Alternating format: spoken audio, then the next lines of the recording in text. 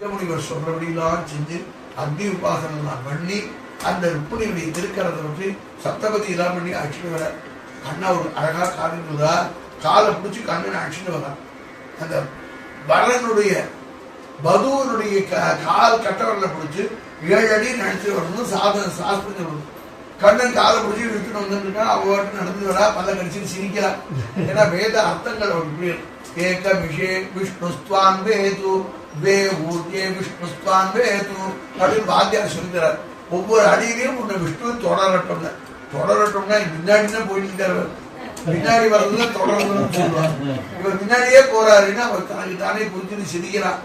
அதுக்கப்புறம் என்ன அம்மி மேல ஏத்தினா அது எதுக்கு ஸ்திராபவ நீ கல்லுல எப்படி ஸ்திரமா இருக்கோ அது மாதிரி கற்புல நீ ஸ்திரமா இருக்கணும்னு எல்லா பெண்களுக்கும் சாஸ்திரம் சொல்லுவது. ருக்மிணிக்கு அது அர்த்தம் இல்லையே.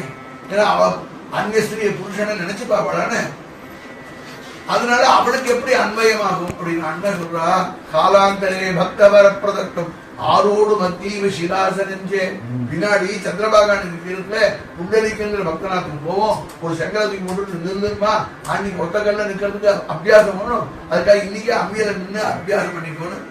அப்படி பண்ணினான் பாண்டுரங்கனா கண்ணன் அப்படின்னு அண்ணாவுடைய உத்ரேட்சம் ரொம்ப அழகான பாவங்கள். அந்த ருக்மிணியும் கண்ணனும் மலைய பவன சஞ்சன் மல்லிகா வல்லிகா மதுபதி ரபி குங்கே மந்திரோத்யான தேஜே ஸ்ரவண மதுர வாக்கியை ரஞ்சயன்னி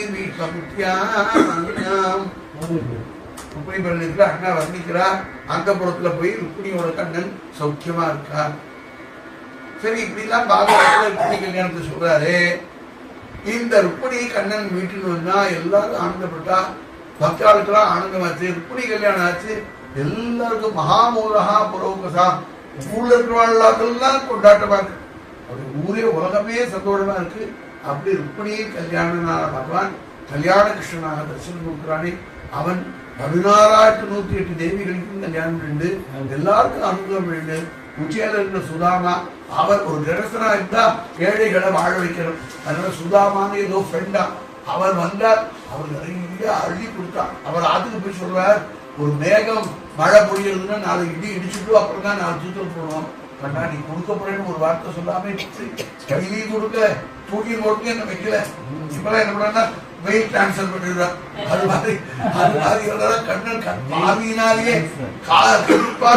கிருஷ்ணா இவ்வளவு அனுகூலம் பண்ணிருக்கியே அப்படின்னு சுதாமா அந்த சோபால வந்து சாஞ்சாரம் அப்படியே கிருஷ்ணனுடைய கிருமியை நினைச்சுட்டு அழுது உட்கார்ந்து இருக்காரு.